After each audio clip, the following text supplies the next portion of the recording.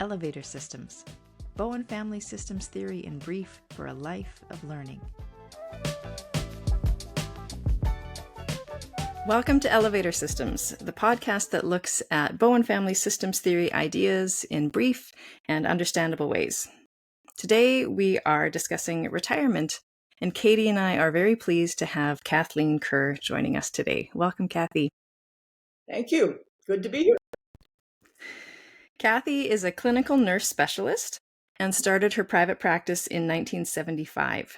She was on the faculty of the Bowen Center from 1978 to 2012 and is a founding board member of the Bowen Theory Academy. Her interests and published articles have included topics such as aging in the family, applying Bowen theory to organizations, different kinds of systems thinking, healthcare and Bowen theory in the emergency room, and mother-offspring relationships, for which she was given access to the data from the longitudinal research on chimpanzees begun by Jane Goodall. And appropriate for today's topic, Kathy is recently fully retired. I love the inclusion of the word fully, and lives in Islesboro, Maine with her husband, Michael. So it's great to have you with us today. Do you want to give us your elevator pitch on how Bowen theory is useful in retirement? It's very simple. It's a phrase. Retirement is a systems event. Excellent. Not an individual event. Great. So that's sort of going to be running through what I have to say. And hopefully our discussion. The quintessential elevator pitch right there. Katie, your turn. So I've been looking at concepts this year, and the one I wanted to think about for retirement was the idea of cutoff, because I also think that retirement has this systems lens, and I have questions for my pitch today, not a pitch. So I was wondering what goes into the planning early on for self to manage the journey for retirement. So thinking about how much cutoff has been managed in the system along that journey through working life, and how disruptive will that be to the individual and the system as they journey out of working life and potentially more into family life. I don't think that's the case for everyone. So how will they struggle to leave the work system? How does one measure open communication about when they're thinking about leaving work? And how do they get interested in the people who might take up some of those leadership roles in the workplace? Does it mirror the roles in which they get interested in taking up the next generation in the family system? So more questions about how this idea might apply to cutoff in Bowen theory. Great. Mine was, well, similar to Kathy, but much longer. So kudos for the short one sentence. I said, I think Bowen theory is useful in retirement because it allows us to think systems and observe ourselves in those systems. In retirement, it's one person who gets their picture behind the retirement cake, but many people in different systems are impacted by the decision of the one. If retirement was actually the person's decision, because sometimes it isn't. So what are the many adjustments made by an individual as they retire? What are the adjustments like in their other systems to the family, financially, in time or opportunities? What about work? How well has their absence been prepared for? What are the societal expectations or pressures or privileges that influence retirement? And so for me, Bowen theory offers this helpful framework to look at how all of these systems are interconnected and influence each other in ways that are perhaps not always spoken, but they're always at play. And then from the Murray Bowen archives, Clarence Boyd compiled a number of letters from Dr. Bowen in the book Commitment to Principles. In chapter 46, there's a discussion about the lack of clarity that can be in a person's thinking about the place of death in the process of living. And so here's the quote that mentions retirement. The lack of clarity also applies to how the individual defines one's responsibility to self. Does this responsibility terminate at retirement? What is one's responsibility to the gift of being alive? Does living stop at a certain age?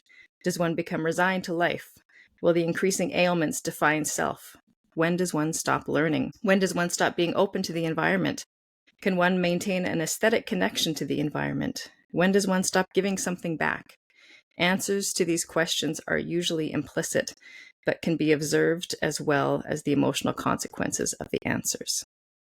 And then 2 more quotes from family therapy and clinical practice. Dr. Bowen uses the word equilibrium a lot. The equilibrium of the unit is disturbed by either the addition of a new member or the loss of a member. And later, the intensity of the disruption to the system depends in part on the importance and function of the person who left. And then finally, Jenny Brown in Growing Yourself Up. Retirement can dramatically change the rhythm of each day and the amount of time that spouses now spend sharing each other's space.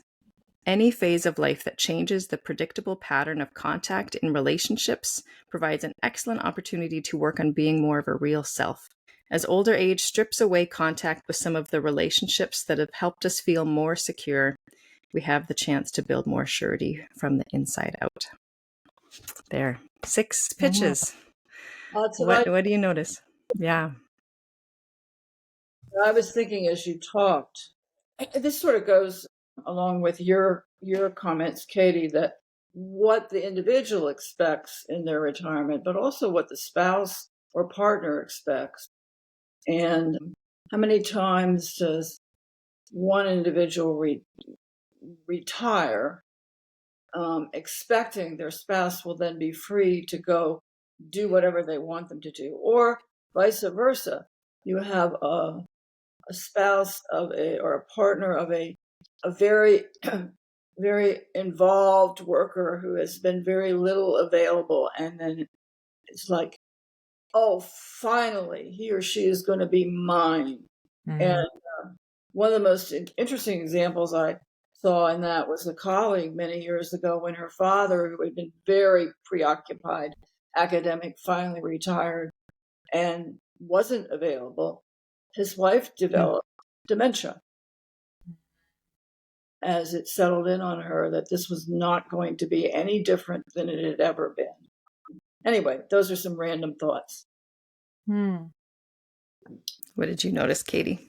I was thinking I think I want to sit with those questions that were asked in that letter, Dr. Bowen's letter, because I think the lack of clarity is a theme I see through this. And so, which is what I was getting at with my pitch, is thinking about how do people make the time to think about this transition? I think this is a theme that I've really said throughout this season has been so useful to me, is to think about these phases in a family life cycle are all big transitions. And I think changes in a system, and how does a system think about that ahead of time? I think when I sit with clients, the biggest challenges are when there hasn't been any thinking about this, or there has been an expectation. I think, like Kathy just said, like an expectation that this is how it's going to be, and then that's not. And I think that's why I thought of cutoff. I think that would be such a lens view to give you some evidence of how the system in the past has responded to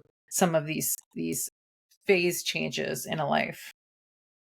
Well, and I guess what I'm thinking about is sort of how the individual comes towards the retirement has so much to do with that. You're talking about, do they put any time and thinking into preparing for it? And I was speaking a little earlier about assumptions that either one of the partners might make about what it's going to be like. This is recently a letter I got from my retinologist, and it is the most incredible retirement announcement letter that I have ever had the pleasure to receive. Oh. I can't wait for my next appointment to ask him, what the next chapter is for him. And because clearly he has put so this letter came on June 17th, and he's retiring December 31st. So, and this was mailed to me as one of his patients. So I assume all the patients got it. And then it was also emailed within the portal, the health portal. Anyway, this is a guy who's obviously spent a lot of time. I'm not sure I would have predicted that, given how sort of focused he is on what he's doing. He's taking care of me, and I'm intrigued. And then there's you're talking, Katie, to the point of someone who really doesn't put any planning into it and maybe hasn't chosen to retire too, which makes it a double whammy. But I'm hearkening back to when I was in a doctoral program and spending a lot of time around aging and the family issues. I dabbled in the retirement literature, and what struck me was that the measure it was recognized as stress, but the stress manifestations were only measured in the individual. So if the individual was doing well and their partner dropped dead, or their daughter sprung a major symptom, or their grandchild got picked up for shoplifting, that wasn't part of the research. And so I was always imagining a scenario where, just for lack of any other reason, the guy retires, puts a lot of pressure on his female partner for togetherness and succorance and attention. She gets very stressed. She starts pushing on her daughter for support, and all of a sudden the grandchild has a symptom as the daughter lights up with anxiety. That doesn't get measured in the retirement research. That doesn't get looked at. So that's sort of back to my elevator point. How do you broaden the lens to look at the whole thing? Anyway. Yeah, and get people interested in that piece. I think that's always the challenge. My example is not a retirement example, but the image of passing a baton. And when I went to Google, here was the definition. Passing a baton in a relay race requires slowing down just enough to allow the next racer to get a firm grip, but also maintaining enough speed so the team stays in the race. Figuring out that exact right speed is harder than doing 5-place multiplication in your head. And so the idea, there's all these systems where it is like this shifting, the equilibrium idea. And it's all of the, it's not just the person passing it off. Well, and you see that a lot in family businesses where the go power creator of the business is retiring, but not. Yeah. And having a hard time passing the baton and letting the chips fall where they may, and being available as a resource, but not driving the car anymore. That's a really beautiful description, that handing off the baton. Yeah, one of my examples I was going to throw in here is my little one.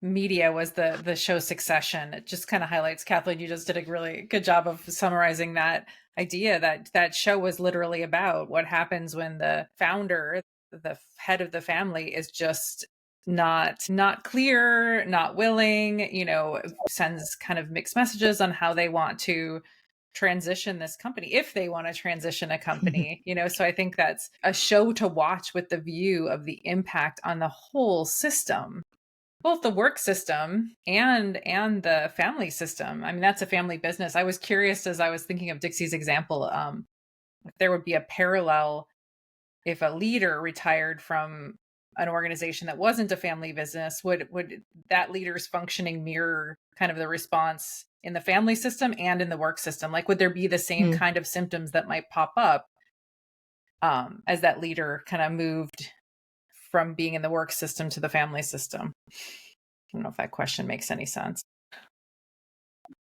Yeah, and it seems to me that, leaders prepare succession plans with different levels of carefulness and ability. Yeah. And I mean, I think we're walking all around the concept of differentiation of self being a huge background variable in this process. Like you were talking, Katie, about lack of preparation in some individuals and families, perhaps. I mean, to me, that speaks to less than ideal level of differentiation if someone has not prepared for an important step in life. I mean, just as important as having a baby, and people read interminable amounts of books about having a baby and how to Yeah. do it and all that, but maybe not so much around retirement. Yeah, I was thinking I had a personal example that really links to the idea of differentiation of self. As early in my career as an MFT, I connected with someone who is a mentor to me, and we built relationship, and she invested time and energy in me, and we had discussions about taking over her practice as she retired. And then I put a huge wrench in her plan by deciding to move out of the country. And and I think it was a really useful model for me to see how she managed that. I mean, I think that it was a good example of thinking about differentiation. I think she could have gotten cut off from me, didn't maintain relationship, but to really watch someone who stayed open, shared her thinking, did express her frustration in probably sometimes a more joking way, but rebounded from that and thought through, I still want to follow this plan for myself. I want to find someone that I can build relationship with to turn over my practice. That's an important value for me. So I think it was a really useful model for me to think about a person kind of doing this in a way that I thought was pretty well differentiated, really thinking it through, maintaining. We still have contact. We still, are able to think through how she's now managed. She's far from retirement now, how she's managed that, how she thinks with me about that ongoing discussion. So I think that was an example for me about someone who really was thoughtful about succession planning with her own work system. Yeah, and keeping the system in mind, what makes an optimal retirement? Is it drinking margaritas in Mexico and the business falls apart? Like kind of what you were speaking to before, Kathy, of like, where do the symptoms show up, and success, thinking about that more broadly, thinking about that long term for all the different areas. I like that idea of margaritas in Mexico. Better with Sounds that. Sounds like a good retirement to me. But I was thinking, as I was jotting down notes earlier today, I was thinking, a lot of people assume that retirement is a loss. And for some people, it's a gain. And I just thought of one example, but there are many people like this. I had a friend, husband of a good friend of mine, who was a perfectly fine engineer, worked for the State Department of Transportation for many years, retired, and got to do what he loved, which was he was a passionate researcher, family historian, and genealogist, and he spent the rest of his retired life following that and loved it far more than his career. And that's not uncommon for people who have a job to, in retirement, find something that really, or be aiming towards it before they retire, that really floats their boat and is very fulfilling. And so, again, assumptions are everything in, our own assumptions and other people's assumptions. Right. Yeah. I mean, I live on an island that has a lot of retirees, and it's interesting. A lot of people retire here. We did not. My husband and I were still working when we moved here, and continued to work for another 10 to 12 years. So each of us. He retired a year earlier than I did, but it's very interesting what people do. Yeah. And here's another interesting one. It's another, because now that I'm significantly older, I didn't retire until I was 81. Looking at what people do when they can't do what they did when they first retired. Yeah. Where travel is less of an option because of physical limitations. So again, having a way of coping with changing environment that retirement is.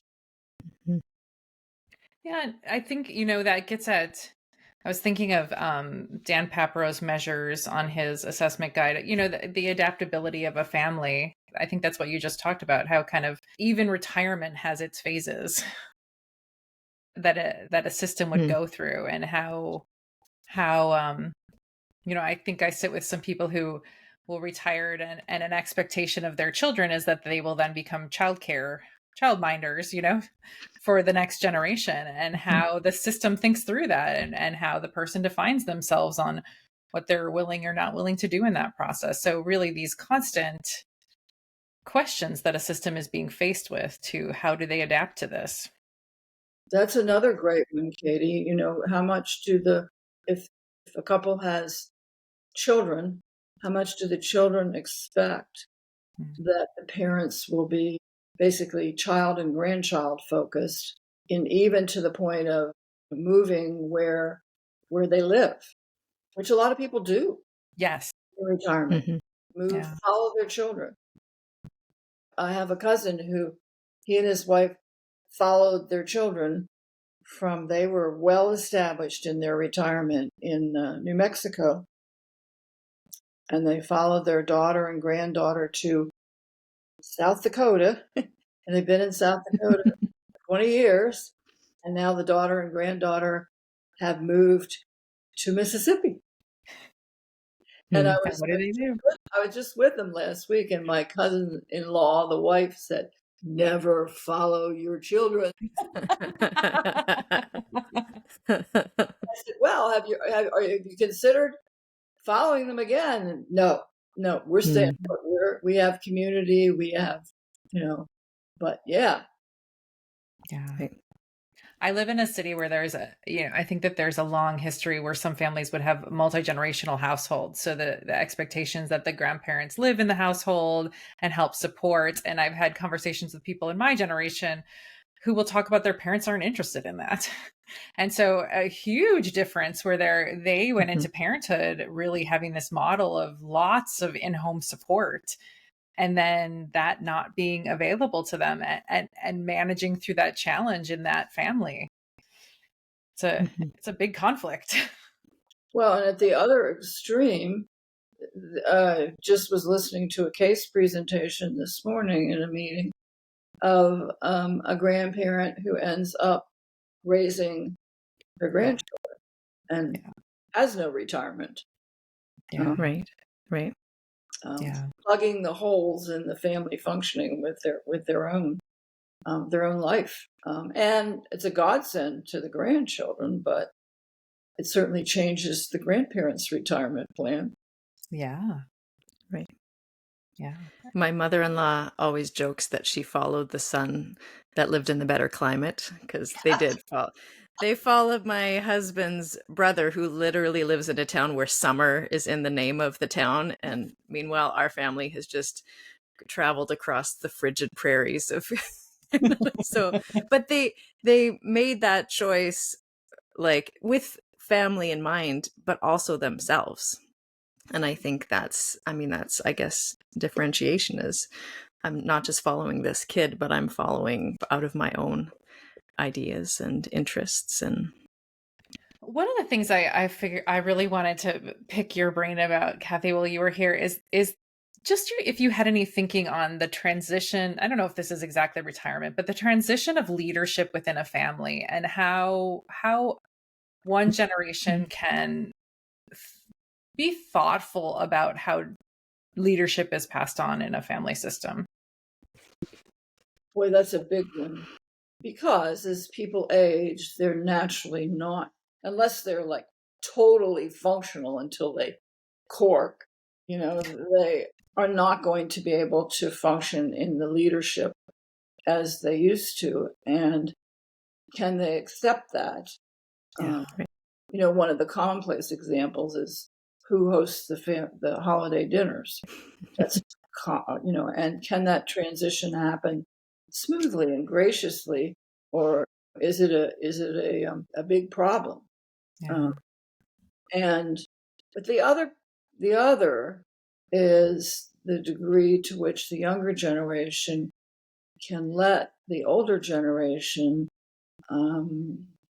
make their own decisions and live out the consequences of them. That's a huge one.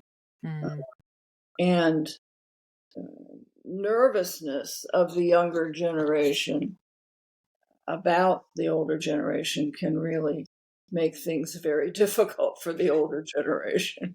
Right. Yeah, and how does that, how does a transition happen where the older generation is not necessarily calling the shots anymore, and that a leader emerges in the next generation, and people are willing to get behind that leader and support them and not fight them. Both generations not fight them. Yeah. I think it is a both and, right? It's that reciprocal process. Yeah, it's like that, the letting go and the picking up of the baton. And if someone thinks that at 100 meters, I'm going to take this, the person's not ready to, they're doing another loop. Well, and look in the. I'm a big fan of reading the advice columns in my old hometown paper, which is the Washington Post. It's not my hometown, but it was that town I spent 50 years in.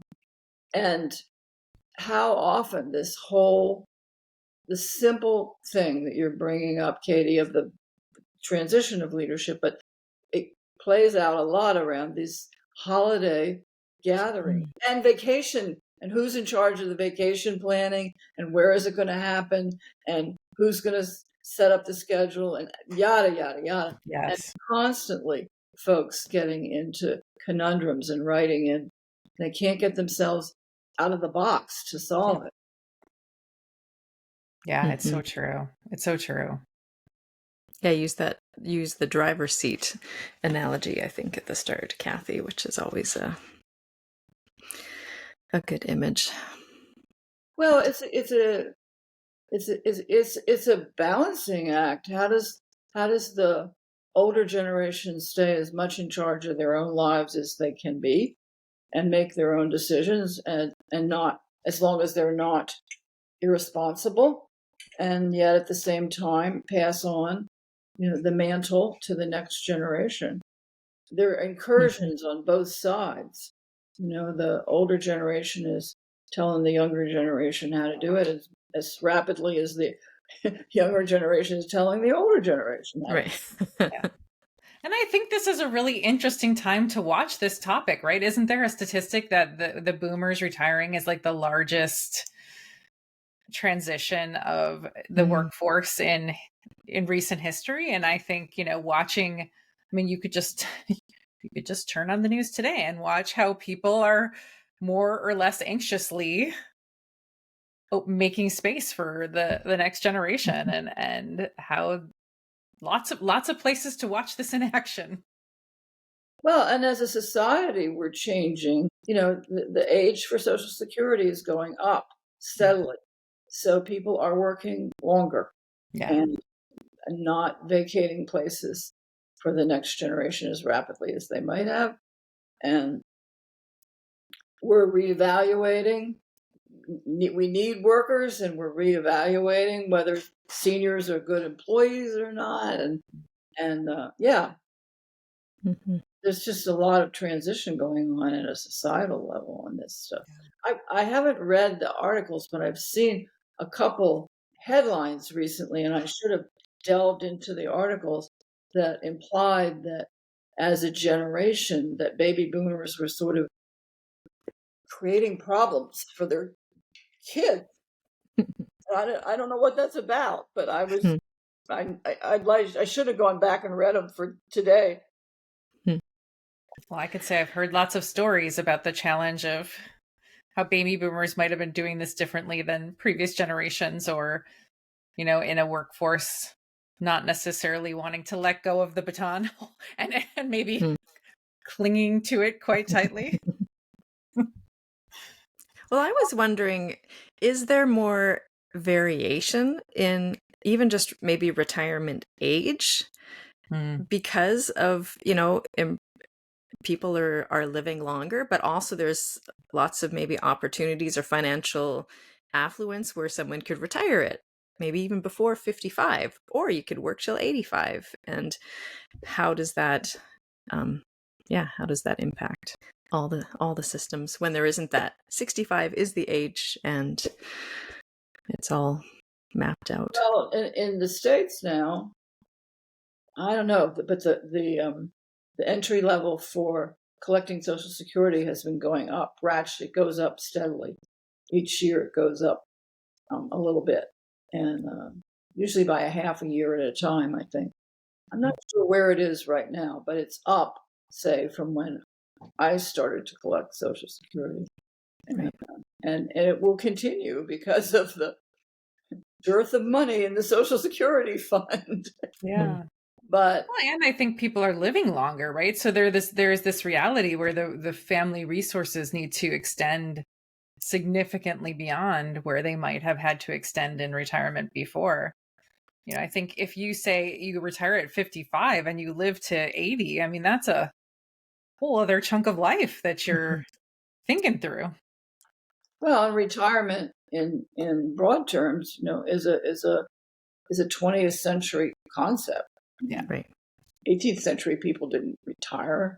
Yeah. 19th century people didn't retire. And not that a number of them didn't live a long time, because the whole life expectancy is skewed by early childhood deaths. So there were a large number of people who did live long lives, but they weren't retiring. Yeah. They wore out. Mm. Passed on the farm, whatever.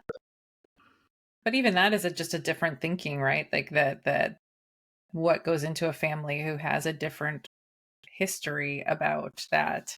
Maybe one did retire or one didn't and kept working, and how that shows up in the multi-generational process.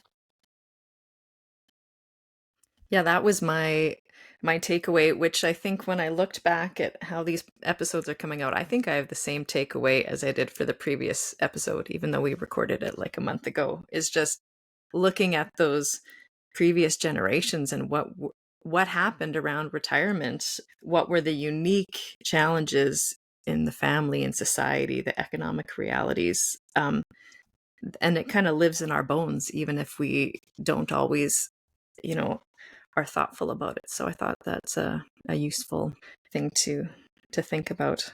Yeah, takeaways from either of you? Questions, resources? Well, I was just thinking as you said that, I come from a family, and also my in-law family, in which males tended to die young and didn't see retired males.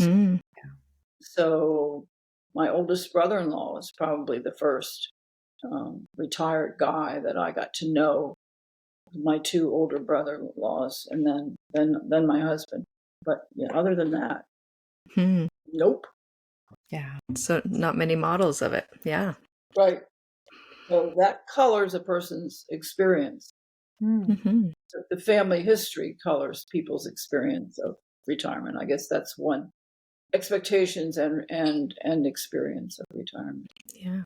But It's true.